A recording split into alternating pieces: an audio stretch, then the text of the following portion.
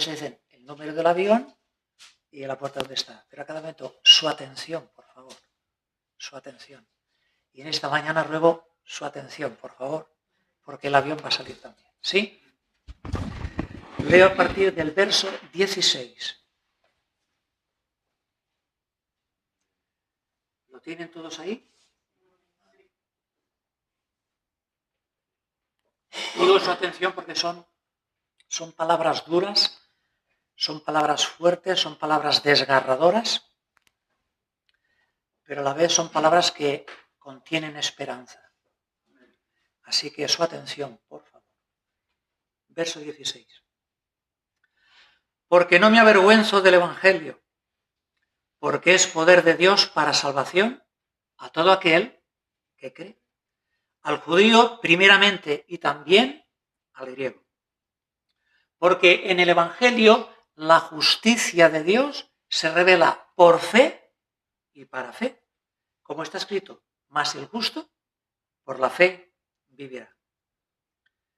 Porque la ira de Dios se revela desde el cielo contra toda impiedad e injusticia de los hombres que detienen con injusticia la verdad. Porque lo que de Dios se conoce les es manifiesto, pues Dios se lo manifestó. Porque las cosas invisibles de Él, su eterno poder y deidad, se hacen claramente visibles desde la creación del mundo, siendo entendidas por medio de las cosas hechas, de modo que no tienen excusa. Pues, habiendo conocido a Dios, no le glorificaron como a Dios, ni le dieron gracias, sino que se envanecieron en sus razonamientos y su necio corazón fue entenebrecido. Profesando ser sabios, se hicieron necios y cambiaron la gloria del Dios incorruptible en semejanza de imagen de hombres corruptible, de aves, de cuadrúpedos y de reptiles. Por lo cual, también Dios los entregó a la inmundicia en las concupiscencias de sus corazones, de modo que deshonraron entre sí sus propios cuerpos.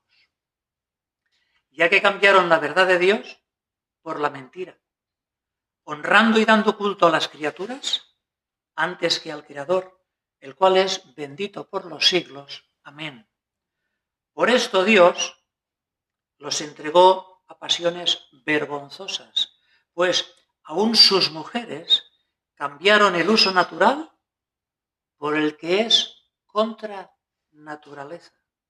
Y de igual modo también los hombres, dejando el uso natural de la mujer, se encendieron en su lascivia unos con otros, cometiendo hechos vergonzosos, hombres con hombres, y recibiendo en sí mismos la retribución debida a su extravío.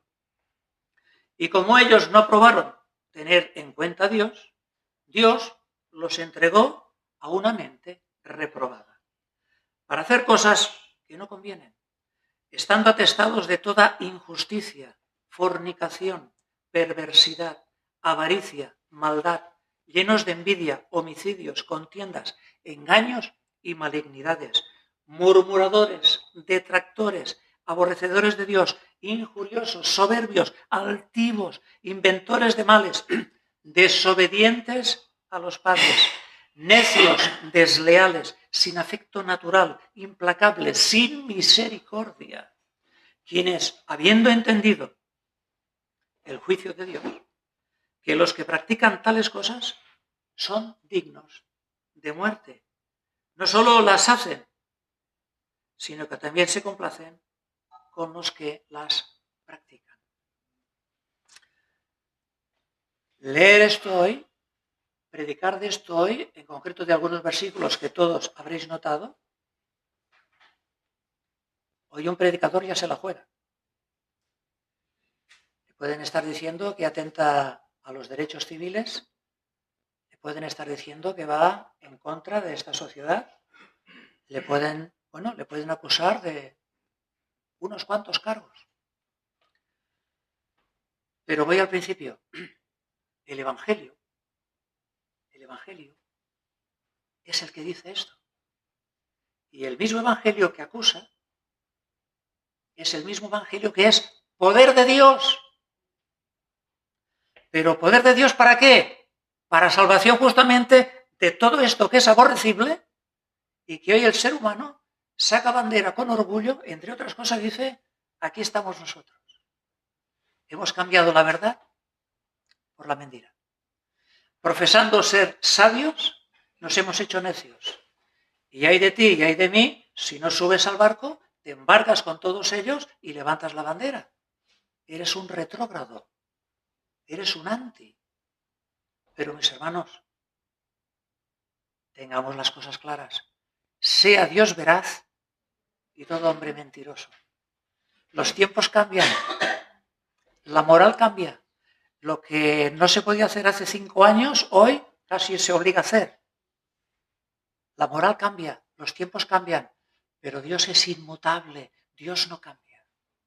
Y su palabra tampoco. Entonces, Dios no tiene que adaptarse a estos tiempos.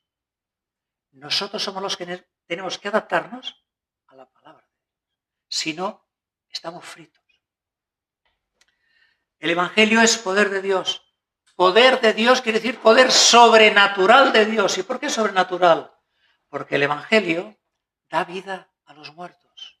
¿Muertos en qué? En delitos y en pecados. Hablábamos y predicábamos el domingo pasado que el pecado tiene un ADN doble que conmuta así. Su naturaleza es el engaño y su efecto es el endurecimiento de corazón. Por eso Satanás es el padre de la mentira y el engañador de este siglo. Poder de Dios para salvación. Todos sabemos aquí que evangelio significa ¿qué? Buenas noticias.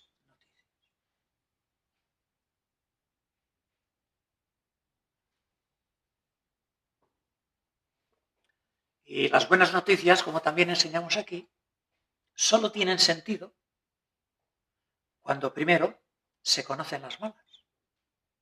El ejemplo es muy tonto, es muy simple, pero muy práctico. Si a una persona que desconoce que está enferma, aunque esté enferma de gravedad, yo ahora voy y le doy, mira, aquí hay un jarabe, aquí hay una medicina, que si la tomas te va a curar del cáncer. Puede ser que sea verdad que la medicina esta le va a curar del cáncer, pero va a ser una sorpresa decirle a una persona que esta medicina le va a curar del cáncer si primeramente esa persona no está informada de que tiene cáncer. ¿Cómo va a valorar el remedio? ¿Cómo va a agradecer esa medicina? En cambio, fijaros, si él desconoce su propia enfermedad, no es candidato a ser ni agradecido ni a valorar el remedio que se le está ofreciendo. Por lo tanto, hay buenas noticias. El Evangelio es poder de Dios. El Evangelio da vida a los muertos. Pero primero hay que reconocer que estás muerto. Primero tienes que darte cuenta cómo estás tú a los ojos de Dios. Y que al final en el juicio con quien nos las vamos a ver no es con los hombres, sino que es con Dios. Entonces, las buenas noticias siempre tienen sentido, se agradecen, se valoran y se disfrutan cuando primero están claras cuáles son las malas noticias. ¿Entendéis? Va junto, es inseparable. El Evangelio son buenas noticias y esto es importantísimo. Y casi siempre lo saltamos. Yo me lo salté muchos años. En el Evangelio se revela la justicia de Dios. Esto es la clave. Por eso, su atención, por favor, en esta mañana. En el Evangelio se revela, se enseña, se manifiesta, se declara la justicia de Dios. Y esto es trascendental, ¿sabéis por qué? Porque tantas veces podemos decirle a alguien, o quizá nos han dicho a nosotros, o puedo predicar equivocadamente en una iglesia y decir, es que mira, a mi amigo Diego, que hoy nos acompaña, o a mi amigo Luis, ¿sabes cuál es tu problema? Tu problema es que si tú ya eres bueno, Tú ya eres bueno, pero te falta una cosita. Y si tuvieras esa cosita, entonces ya sería esto la gloria. Es que en tu corazón, Diego Luis, hay un agujerito. Entonces en ese agujerito hay que poner a Dios. Y el día que pongas en ese agujerito a Dios, entonces, y esto me he cansado de escucharlo y a veces hasta de predicarlo, pero el problema del hombre no es un problema de vacío existencial, que lo es, que lo es. El problema del hombre no es un problema de propósito y de sentido en la vida, que lo es, sino que tanto el propósito, el sentido de la vida, el vacío existencial, no son más que consecuencias, son mini fracturas de una fractura mayor. ¿Sabéis cuál es? Que en el Evangelio la justicia de Dios se revela por fe y para fe. Mi problema, tu problema, el problema de este mundo es un problema de justicia. Y como no hay justicia, no hay paz. Cuando no hay justicia, no puede haber paz. Y no hablo de la paz, de que Rusia o Ucrania firmen una paz. Hablo de la paz que puede sentir una persona aunque esté en Ucrania o esté en Rusia en este momento, o esté en Gaza, o esté en Jerusalén, o esté en Haifa. Hablo de la paz de Dios que sobrepasa todo entendimiento y que guarda nuestros corazones y nuestros pensamientos en Cristo Jesús. No hablo de la paz que es la ausencia de guerra, sino hablo de la paz en medio de la tormenta. ¿Me siguen? Por eso nos dice Romanos que justificados por la fe, ¿cuál es el resultado? Que ahora tenemos paz con Dios por medio de Cristo Jesús. Sin justicia no puede haber paz. Creo que era una serie, yo no la he visto nunca. ¿Es verdad? ¿No hay paz para los malvados? No hay paz, hay guerra. El hombre eterno fugitivo de sí mismo. Claro que cuando Dios viene a la vida de una persona, esa vida cobra sentido, cobra propósito, cobra significado. Claro que sí. Pero eso es ya la consecuencia de que esa persona ha entrado en paz, de que esa persona ha recibido la justicia de Dios, de que esa persona ha sido justificada, declarada justa, delante de los ojos de Dios. Era una abominación. ¿Por qué? Por el pecado que nos ha manchado a todos. Esta es la justicia de Dios. Por eso sigue diciendo Hebreos, seguid la paz que viene de la justicia, y la santidad, sin la cual nadie verá a Dios. O sea, Dios está interesado no en tu felicidad ni en tu prosperidad material, primeramente, sino en que seas santo, porque sin santidad, aunque tengas mucha prosperidad, no verás a Dios. Y si no ves a Dios, el negocio ha sido un fracaso. Y repito, y el Evangelio es poder de Dios, ¿para qué? O sea, el Evangelio tiene un propósito concreto, específico, radical, intencional, la salvación. Y quizá ahora Giancarlo o Lauren dirá, ¿y de qué me tengo que salvar yo? ¿De qué tiene que ser salvado el ser humano? Pues mirar, versículo 18, mirarlo. ¿Por qué el ser humano tiene que ser salvado? Porque la ira de Dios se revela desde el cielo contra toda impiedad e injusticia de los hombres que detienen con injusticia la verdad. Porque lo que de Dios se conoce les es manifiesto. Pues Dios se lo manifestó. Porque las cosas invisibles de Él, su eterno poder y deidad, se hacen claramente visibles por medio de las cosas hechas, de modo que no tienen excusa. Aquí, para poder apreciar, valorar y disfrutar este texto de la palabra de Dios, imaginaros que ahora, tal como estamos aquí está el tribunal, Dios está en su trono sentado delante de todos nosotros, y aquí está el fiscal. Y el que hace de fiscal y de ministerio fiscal es el apóstol Pablo, que es el que escribe Romanos.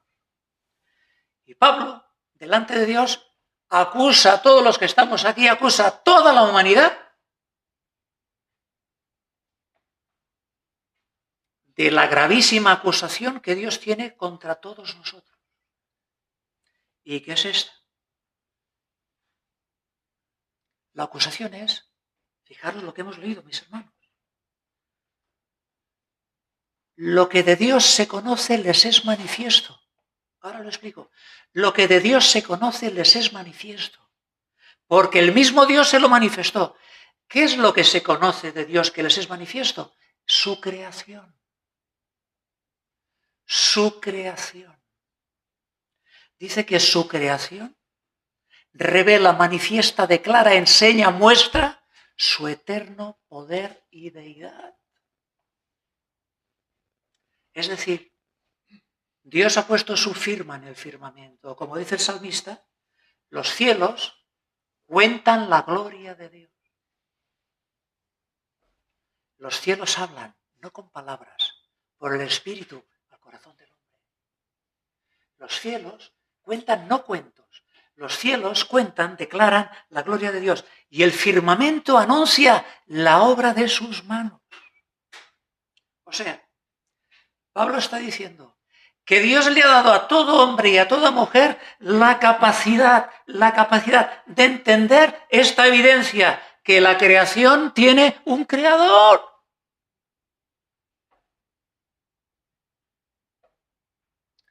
Por eso en el Salmo Dios no habla de los ateos, habla de los necios.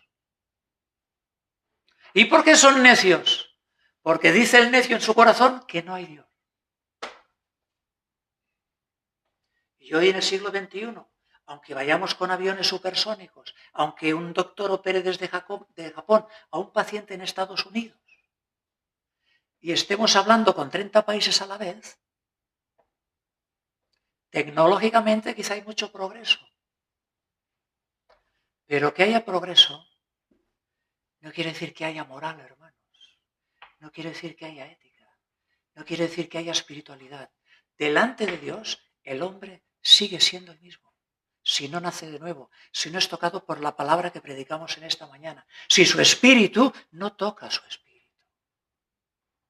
Lo mejor que puede hacer el hombre delante de Dios sigue siendo hinchazón y podrida llaga. Nuestra justicia delante de Dios, dice el profeta Isaías, que son trapos de inmundicia. Si tienes un trapo de cocina con el que normalmente cae una gotita de aceite, salta de la paella, friegas un poquito de agua que saltó y el trapito no lo cambias 3 o 4 días, aunque es el trapito tuyo y lo reconoces, apesta, ¿no?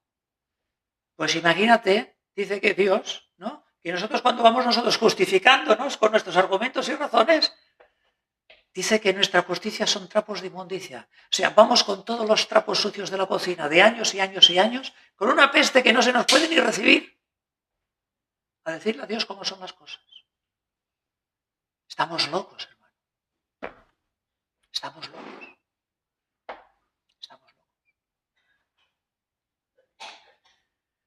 Así que Dios, primeramente, esto es lo que Pablo dice aquí. Su eterno poder y deidad, el poder de Dios, la divinidad de Dios, la existencia de Dios, basta sencillamente tener 2 ojos en la cara y mirar. Y mirar. Pero Dios todavía es tan bueno que no solo ha dejado la firma de la creación, ha dejado una firma interna dentro de ti. Hay muchas cosas que estamos repasando en esta mañana porque nos viene bien repasar y seguir aprendiendo. Porque las cosas se nos olvidan con facilidad. ¿Cómo es que cuando miras donde no tienes que mirar, hay una campana que dentro hace?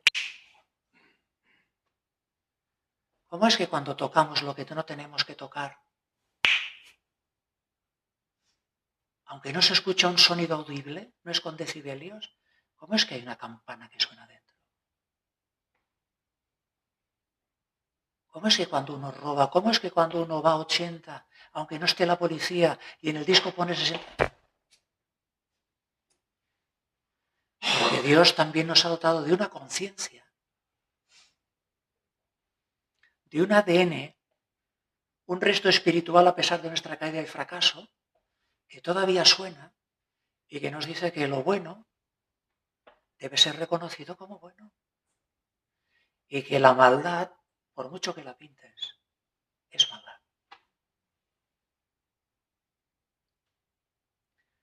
Pero el hombre ha decidido resistir con toda la fuerza de su corazón la verdad del Señor.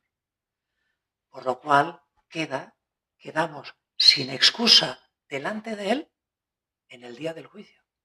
Porque recuerdo que está establecido que no es que se murió el perro y se acabó la rabia, sino que la Biblia dice en 1 Corintios que está establecido para todos los hombres que mueran. Aquí no se queda nadie. ¿Os dais cuenta de esto, no? Pero después de que aquí no se queda nadie, vamos delante de Él. Y hay que dar cuentas. ¿Qué hemos hecho con la vida que nos ha dado?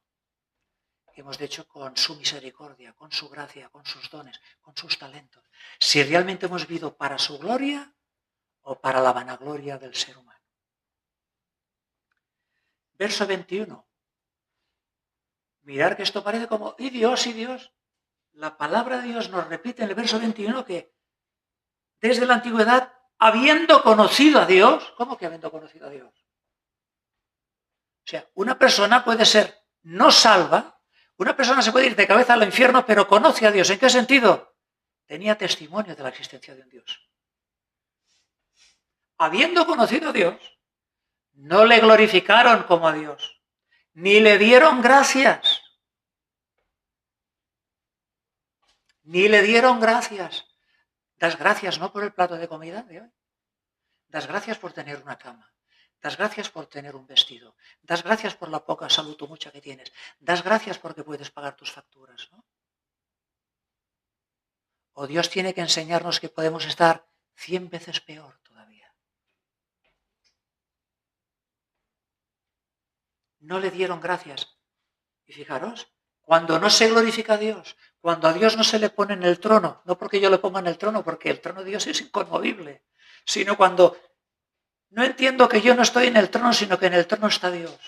No le glorifico, no le doy la gloria, no le doy el reconocimiento, la alabanza, el temor, el respeto, la gratitud. ¿Sabéis lo que pasa?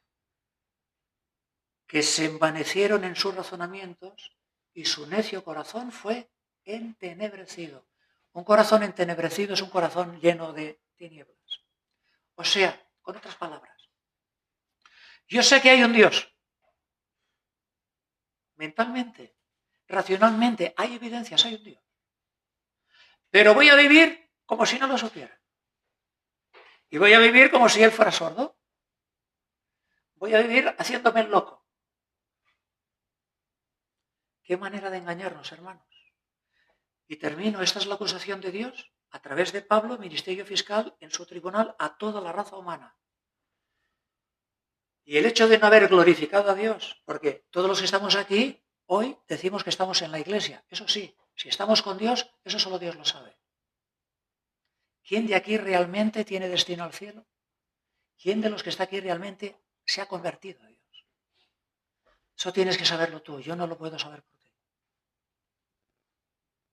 Pero Pablo dice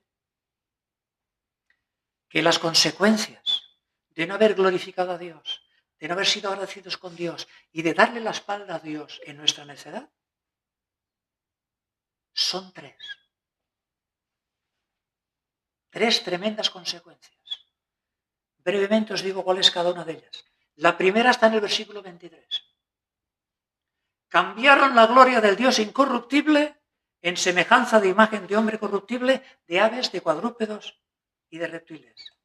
O sea, el hombre es un religioso incurable. El hombre ha sido creado para la alabanza de Dios. El hombre es un ser religioso. El hombre es un ser trascendente. El hombre es un ser dotado de sensibilidad y capacidad espiritual. El hombre ha sido creado para que el hombre encuentre en su creador, en Dios, su satisfacción. Mi hermano, mi hermana, amigo mío, si resulta que tú te apartas de el Dios que te ha creado, es imposible que tú puedas tener satisfacción. Tendrás marcha, tendrás juerga, tendrás burla, tendrás risa, tendrás chiste fácil, Pero satisfacción, plenitud, la llenura de su espíritu, imposible. Por eso el hombre vive en esta locura. Quiere a través de las cosas, creadas, recibir lo que las cosas creadas nunca le pueden dar. Porque lo que el hombre necesita es al creador de las cosas creadas. El que cambia de la vida de las personas no son las cosas. El que cambia la vida de una persona tiene que ser otra persona. El que cambia de la vida de una persona no puede ser un palo de madera. El que cambia de la vida de una persona no puede ser una cruz de oro o de diamantes. El que cambia la vida de una persona tiene que ser otra persona. Y Dios en su Hijo, segunda persona de Dios, Jesucristo, nos da la mano y nos da el poder para levantarnos de los muertos escuchando su palabra. Y el tema gravísimo es que si saco a Dios de la ecuación, si saco al que me ha parido, si saco al que me conoce, si saco de mi vida al que me ha creado, no solo no voy a tener satisfacción, sino que, atención, me voy de cabeza hacia la idolatría. Porque, repito, soy una persona religiosa. Somos religiosos. Estamos creados para adorar. En esta tierra, una persona sirve a Dios o sirve al diablo, lo sepa o no lo sepa.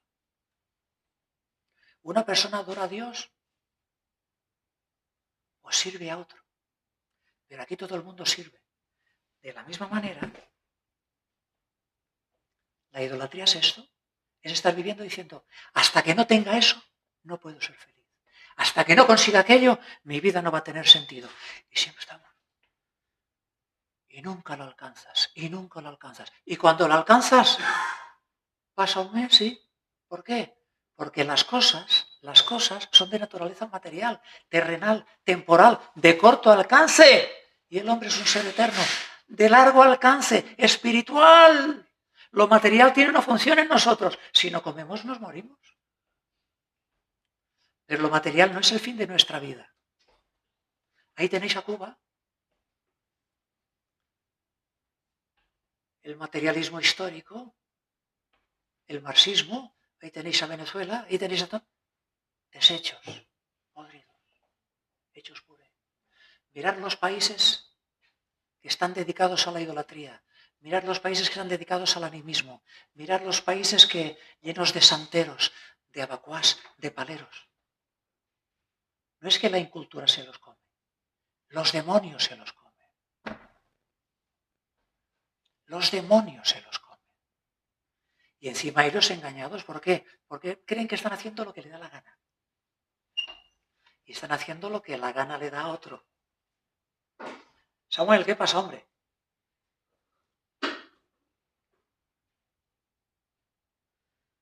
Primera parte. Cambiaron la gloria de Dios y resulta que le quieren dar la gloria a las criaturas. Imagínate en el trono de Dios, esto es un imaginar, en un trono al que no se puede acceder, porque Dios vive en luz inaccesible, que ninguno de los hombres de esta tierra ha visto ni puede ver, en un trono que quema, porque Dios es espíritu, ¿a qué persona vas a sentar ahí? Si antes de llegar a 1.000 millones de kilómetros de ese trono ya te has descompuesto. Si no te puedes ni acercar al sol, que es una estrella creada por él. Y nosotros nos vamos a sentar en el trono de Dios. Locura. Segundo punto, verso 25. Cambiaron la verdad de Dios por la mentira, honrando y dando culto a las criaturas antes que al Creador, el cual es bendito por los siglos. ¿Dónde vas llevando esa estatua por el medio de la calle? ¿Dónde vas? O sea, tu mínima esencia racional que te dice que hay un creador es la misma que te dice, delante de un palo de madera me tengo que inclinar. Como dice el salmista, ¿qué no has visto que tienen boca y no hablan? Los ídolos. ¿Qué no has visto que tienen oídos y no escuchan? ¿Y no te has dado cuenta ya en todos los años de tu vida que tienen ojos pero no ven? Y que es semejante a Él el que los hace, sordo, ciego y mudo. Cambiaron la verdad de Dios por la mentira. Y ahí es fatal negocio. La religión.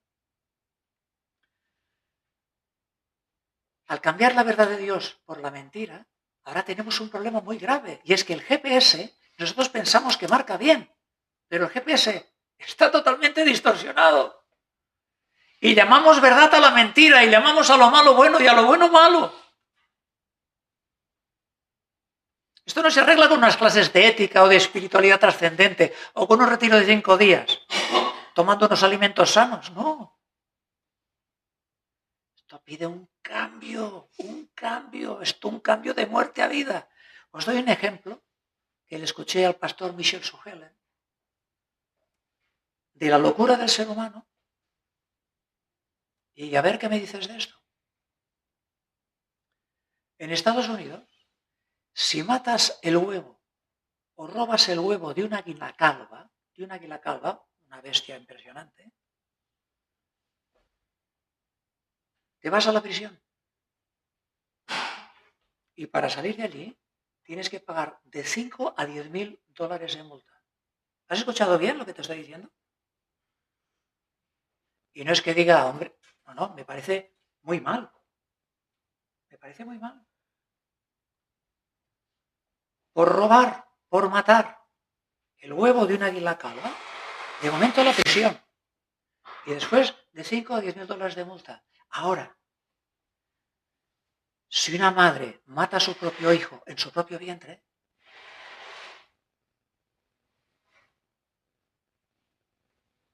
todo está bien.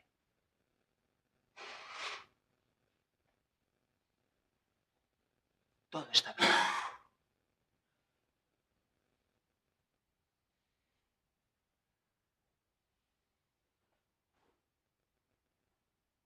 No hay pena. ¿El aborto es legal? Sí. ¿El aborto es moral? Leyes de hombres. Pero aquí estamos hablando de la ley de Dios y de la justicia de Dios. ¿Escuchas eso, mi hermano? Puedes asesinar a tu hijo en tu propio vientre. Pero es legal. Pero como destroces el huevo de un águila, te vas de cabeza a la cárcel, ¿eh?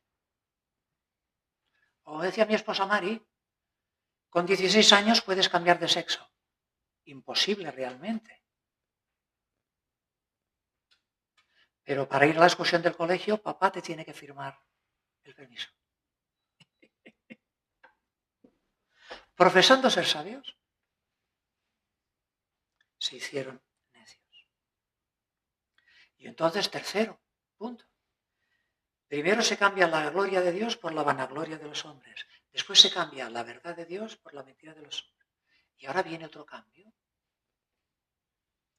El hombre deja el uso natural de la mujer. Y no es que aquí ahora disparamos a homosexuales y a... No. Aquí disparamos, Dios dispara a todos. Homicidas, inmundos, envidiosos, a todos. Pero vete esto, porque este ejemplo tiene una connotación muy especial. Hombres, sexualidad con hombres, y mujeres, sexualidad. Mis hermanos, el mayor campo donde se mide la perversidad moral de un ser humano, ¿sabéis dónde es? Es en el sexo.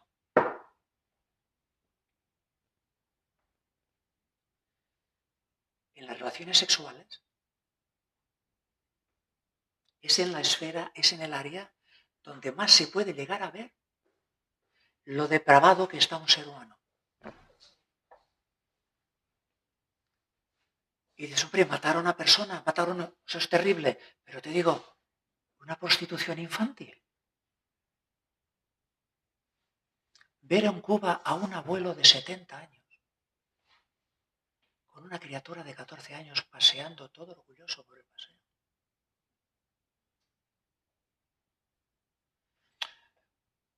En Cuba, bueno, y los filósofos. Ahí tienes a Séneca, ahí tienes a Aristóteles, los clásicos, el saber del mundo. Si no tienes eso, no eras nada. ¿Sabéis que muchos de estos filósofos, no sé si era Séneca, tal como acababa de dar la clase, decía, ve cariñito, y entraba un niño de 8 años y contra natura. ¿Esa es la sabiduría que quieres?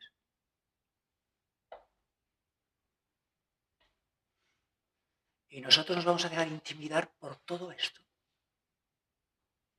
Cuando realmente Dios nos ha puesto en esta tierra para ser luz y para ser salvación de nuestros semejantes. ¿Escuchas lo que está diciendo la palabra de Dios hoy aquí?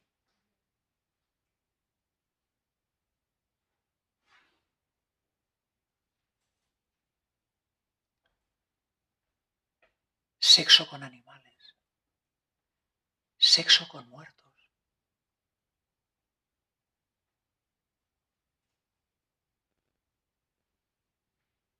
El sexo desata la locura y la perversión en un grado que ninguna otra pasión. Ahí se puede ver realmente, perdón la expresión, estamos endemoniados.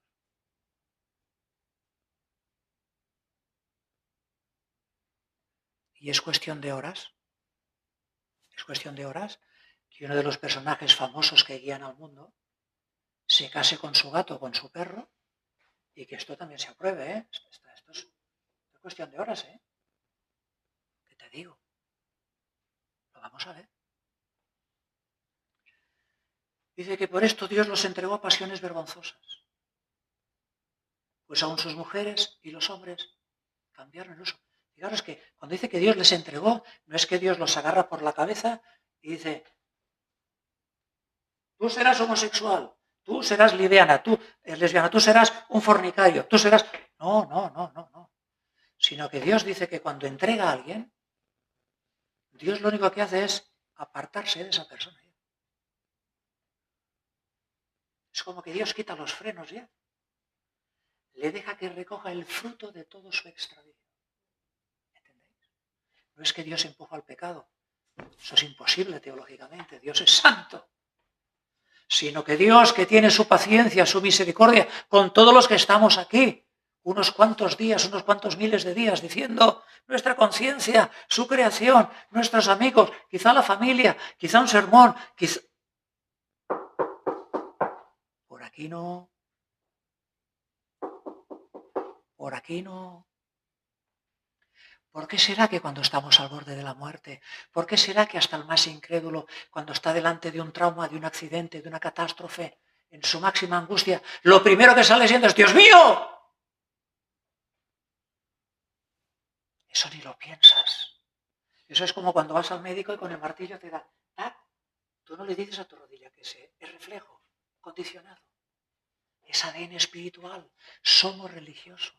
Estamos hechos a imagen y semejanza de Dios. Si el objeto, que es Dios en este caso, yo soy su imagen, si me aparto del espejo, pierdo el rumbo.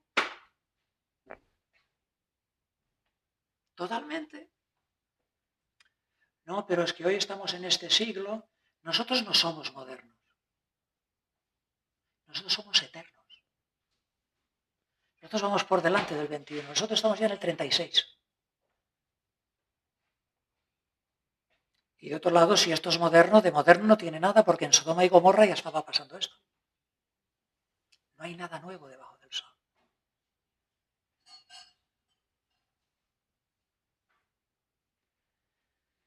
Nuestros deseos, por más fuertes que sean, no definen lo que está bien ni lo que está mal. No es que lo siento. Pues mira, puedes salir ahora de un balcón de un 7º piso y tú dices, oye, está la ley de la gravedad, ¿eh? Hay una ley. Yo no la siento esta ley. Así que me voy a tirar. Oye, que mira que aunque no la sientas, está la ley de la gravedad. Y las leyes se cumplen. Las sientas o no las sientas. Las creas o no las creas. Estés a favor o estés en contra. Las leyes se cumplen. Por eso son leyes. Inexorablemente. Las leyes no hacen distinción de raza, de cultura, de persona, de sexo, de nacionalidad. Las leyes se cumplen. Se tiró del 7º piso porque no sentía la ley de la gravedad y de repente sintió la ley de la gravedad. Pero tuvieron que mandarle la mandíbula a sus padres. Cuando la sintió ya fue demasiado tarde. Así que termino, mis hermanos, verso 28. Y como ellos no aprobaron tener en cuenta a Dios, o sea, Dios, pues Dios en consecuencia dice, los entregó a una mente reprobada para hacer cosas que no convienen, estando atestados de toda injusticia, fornicación, perversidad, avaricia, maldad, llenos de envidia, homicidios, contiendas, engaños, malignidades, murmuradores, detractores, aborrecedores de Dios, injuriosos, soberbios, altivos, inventores de males, desobedientes a los padres, necios, desleales, sin afecto natural, implacables, sin misericordia, quienes habiendo entendido, por eso también viene la muerte al morir, a no ser que uno tenga tal depravación que su corazón ya es una piedra. Por eso hay momentos que mi papá hace 3 días decía, me quiero morir, me quiero morir, me quiero morir, me quiero morir. Yo veo que está sufriendo. Me quiero morir, me quiero morir. Pero cuando se pone en la cama dice, José María, no me dejes, no me quiero morir. No me quiero. El temor a la muerte. El temor a la muerte. La muerte no es más que un megáfono. Otro dispositivo, otro chip del ADN que llevamos dentro. Que ves que aquí se apaga todo y que ¿dónde voy ahora? Y sabes, intuyes que vas a presentarte delante de Dios. Y allí ya no puedes cambiar la documentación. Cuando sales de aquí, los papeles están sellados eternamente. La documentación hay que sacarla aquí. Para eso está la Iglesia, para expedir nuevos pasaportes.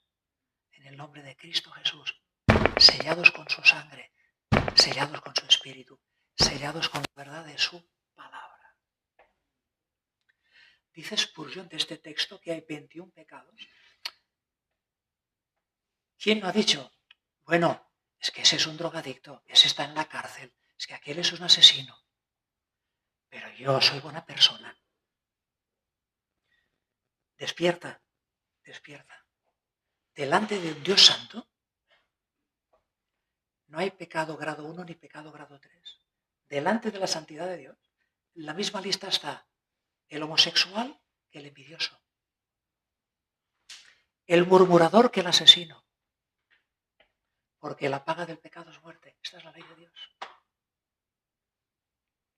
Y según su santa ley, basta que hayas ofendido un punto de la ley, te la has cargado toda. Porque Dios es tan santo, tan puro y tan inmaculado, que en su presencia y eternidad no puede entrar una molécula de pecado. Santo, santo, santo, cantan los ángeles en el cielo. Santo es el Señor. Santo quiere decir apartado del pecado, diferente de todo lo creado. Aquí hemos estudiado y hemos enseñado cómo la santidad de Dios trae terror al ser humano cuando Dios se manifiesta. Así que ves tú ahora predicando la teoría de la evolución. Mira la evolución. Desleales, sin afecto, implacables. 21 pecados. ¿Esta es la evolución? El hombre ha evolucionado. El hombre delante de Dios está como hace 6.000 años. Si no recibe la misericordia de Dios. Podrás hablar en latín o en inglés. Podrás tener 8 licenciaturas. Podrás ser un crack de los negocios. Pero Dios dice que tu corazón delante de Él necesita un cambio radical porque está podrido por el pecado, está infectado. Y al cielo la infección no puede entrar. Tiene que quedarse aquí. Fijaros si es fuerte lo que hemos leído, que el pastor Spurgeon, no sé qué hora es, si he tomado mucho tiempo hoy, espero me disculpéis, hermanos, aunque no sé si voy a pedir disculpas por lo que estoy predicando, yo creo que no. Pero si os pido un poco de atención, que ya estoy terminando.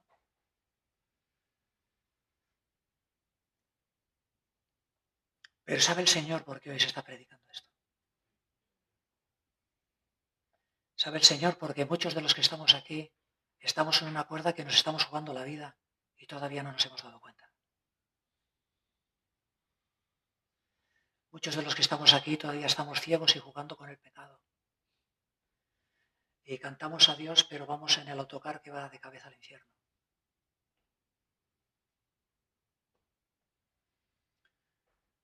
Dios quiere hablarnos a muchos de aquí hoy, en esta mañana, y pedirnos sinceridad e integridad y que veamos cómo estamos. Y que nos demos cuenta que nos engañamos. Y que en cuanto pase un minuto que salgamos por esa puerta, si aún su Espíritu Santo no nos guía y nos acompaña, de lo que pasó esta mañana, como el que se saca una camisa. No tenemos remedio.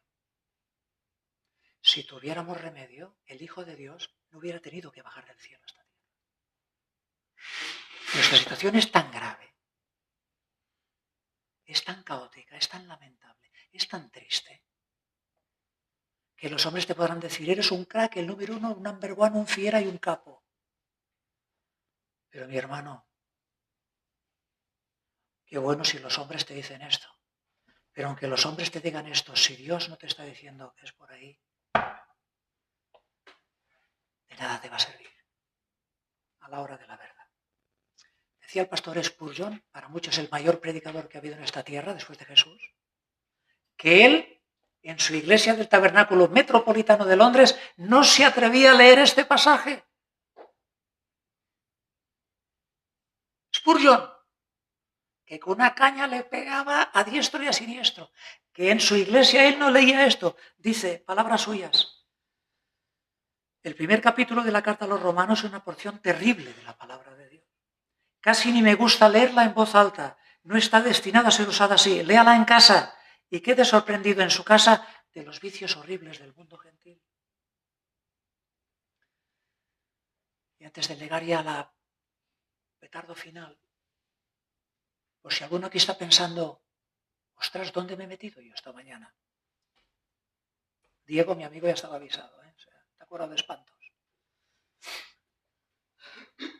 Pero oye, que Dios no es amor, Dios. Dios es amor y aquí en esta mañana está lloviendo, izquierda, derecha, están cayendo truenos, relámpagos, granizo. Sí. ¿Sabes por qué? Porque Dios es amor.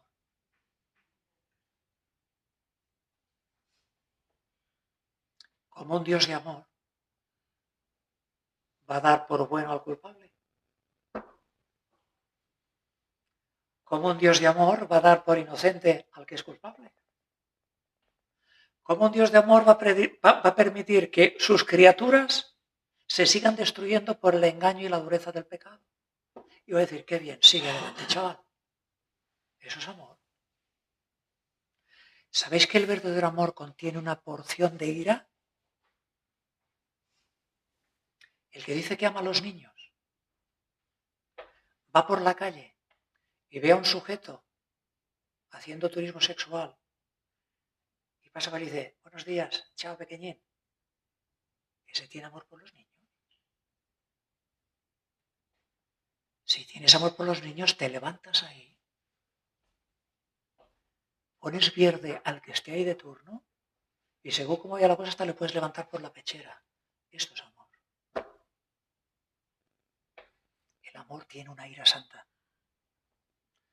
Porque lo demás es indiferencia. Y la indiferencia es realmente sentir odio por las personas. Te importan nada y menos. Dios es amor. Pero Dios también es justo.